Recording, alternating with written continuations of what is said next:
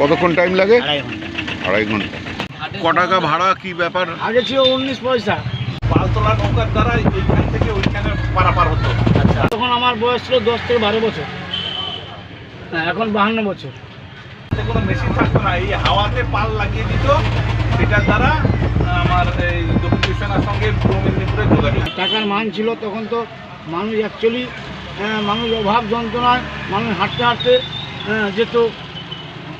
তখন এসব রাস্তা এগুলো ছিল নাকি, তখন ইট পাতা, এগুলো মাটির রাস্তা, সে বোল্ডার, হেঁটে হেঁটে যেতে হতো এ বাবা। ঘাট অব্দি। যদি উনি ভ্যানে যেতি, ভ্যানে মিনিমাম করে 1.5 ঘন্টা সময় লাগতো, আবার নামিয়ে ঠেলতেই তো।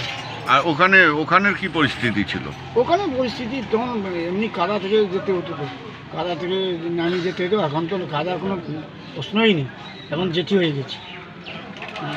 আর তখন যে মানুষ আজকে যে গিয়ে কালকে যে যেতে পারবে তার কোনো গ্যারান্টি নেই। 5 থেকে 7 দিন মিনিমাম একটা খাবার থাকবে।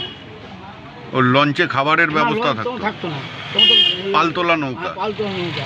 এখন তো লঞ্চ হয়ে গেছে, এখন ইঞ্জিন। আচ্ছা, হ্যাঁ, আগে তো এইসব ছিল না। তাও যে আজকেও যে যাচ্ছি, যদি চড়াই লেগে যায় না, দাঁড়িয়ে যেতে এখন হবে? আর কোনো সমস্যা নেই।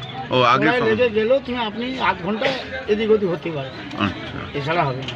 এই 8 ঘন্টা ঘুরে টুরে এদিক ওদিক হতে পারে। তখন তো এসব মেশিন ছিল না, ইঞ্জিন ছিল না, যে হাওয়ার গতিতে যেদিকে যাবে সেদিকে যাবে। তুমি যে এদিকে হট করে ঠেলে যাবে, তখন তো ক্ষমতা নেই, ঘুরে ঘুরে যেতে হতো। আপনি মোটামুটি অভিজ্ঞতা আছে পালতোলা? অভিজ্ঞতা আছে, যেটাতে তখন হচ্ছে আমার বাবা কাকারা বা দাদুরা এগুলো দিতে যেত তখন। হ্যাঁ।